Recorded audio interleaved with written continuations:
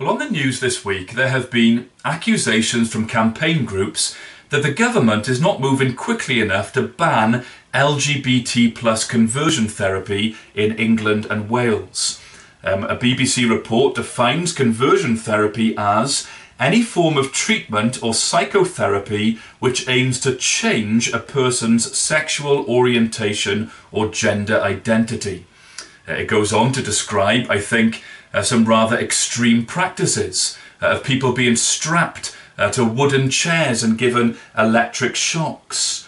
It's interesting that when I read the BBC report on Tuesday, their definition of conversion therapy was any form of treatment or psychotherapy which aims to change a person's sexual orientation or gender identity, ranging from electric shock treatment to religious teaching and discussion. When I went to the report again yesterday on Friday, that last part, ranging from electric shock treatment to religious discussion, had disappeared. Now, I don't know why that's the case, but it does seem, especially on the transgender issue, which is what I want to talk about today, it does seem that the only approach for some campaigners on the treatment of gender dysphoria is affirmation. That's what's wanted. Any therapist, any doctor, any clinician, any school must only affirm a patient's self-diagnosis of gender dysphoria. And now that's not something done in any other similar situation. If an anorexic patient went to the doctor and said, "I am fat," we would be horrified if the doctor said, "Yes, you are." Or how about this example from the journalist Abigail Shrier? She writes, "Or what about a black girl? Suppose Nia, 12 years old, informs her therapist that she desperately wants to become white.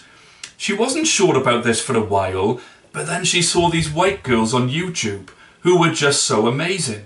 And that's when she knew what she was supposed to be. I want my ugly nose narrowed," she says, "and I hate my hair. I want it to be straight and blonde. I want my skin bleached. There are creams. I know, I've read about them. I was never meant to look this way. Anyway, I don't feel black." Abigail Shrier goes on, "We'd expect a therapist worth her salt to challenge Nia's self-destructive intentions. We'd want the therapist to gently probe to get to the root of her unhappiness. Why on earth did Nia start believing there was something wrong with being African American? It's a wonderful, beautiful thing to be." Surely legislation is needed that allows gentle probing and discussion, not legislation that prohibits it. A few years ago, a BBC programme featured a Canadian doctor called Kenneth Zucker, whose approach to gender dysphoria was not an approach of unquestioning affirmation, but rather a more holistic approach. On that documentary, he said this: "There are different pathways that can lead to gender dysphoria, but it's an intellectual and clinical mistake to think that there is one single cause that explains gender dysphoria." And then he gave an example of a typical way in which he would begin any discussion. "I would say, I don't care if you have a male brain or a female brain.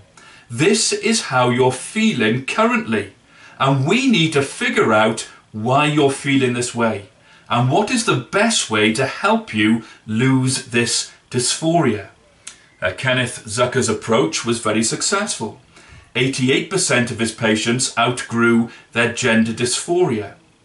Simply to affirm a patient's self-diagnosis and then start them on a pathway of transitioning ignores the studies that suggest 70% of those who experience childhood gender dysphoria eventually outgrow it. An American doctor, Dr. Ray Blanchard, has said this: "I can't think of any branch of medicine outside of cosmetic surgery where the patient makes the diagnosis and prescribes the treatment. Somehow, by some magic or word trickery, gender activists have somehow made this a political issue. Arguments are put very emotively. If you don't affirm what a patient's saying, if you suggest any alternative, then you are heightening their risk of suicide. But a 2019 report from the Tavistock and Portman Trust showed that rates of suicide and self-harm did not decrease, even after puberty suppression was prescribed for patients. Dr. Marcus Evans, head of the clinic at the time, resigned. He feared that fast-tracking children to transition was in fact harming them. It was the Tavistock and Portman Trust that were rated inadequate by inspectors back in January. And before that, in December, the High Court ruled that children under 16 were unlikely to be able to give informed consent to treatment with puberty blockers. Why would I say it is my Christian duty to discuss alternatives to gender transition? Why would I say that? Well, let me be emotive and say this. Children matter. Children should be protected. Firstly, children should be protected from the harm that puberty blockers can do. Why would you want to encourage a child down that route? This is what puberty blockers do. They suppress normal bone density. They increase the risk of osteoporosis. They can cause a loss of sexual function. They interfere with brain development, possibly suppressing peak IQ. For those who progress to cross-sex hormones following puberty blockers, infertility is guaranteed. And that was very much at the heart of the Tavistock and Portman Trust case at the High Court. A BBC report at the time said this: lawyers representing the claimant said there was a very high likelihood children who start taking hormone blockers will later begin taking cross-sex hormones, leading potentially to infertility and impaired sexual function. The Tavistock argued puberty blockers and cross-sex hormones were entirely separate stages of treatment, and one does not automatically lead to the other. The judges rejected that argument, saying, in our view, this does not reflect the reality. The evidence shows that the vast majority of children who take puberty blockers move on to take cross-sex hormones, and these are part of one clinical pathway. Why mention this again now?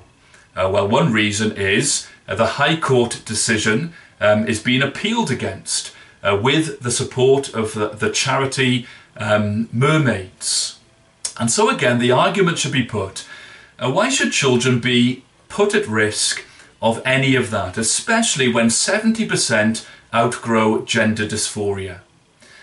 But also this, even when puberty blockers are not prescribed, there are still dangers when our only approach to gender dysphoria is celebration.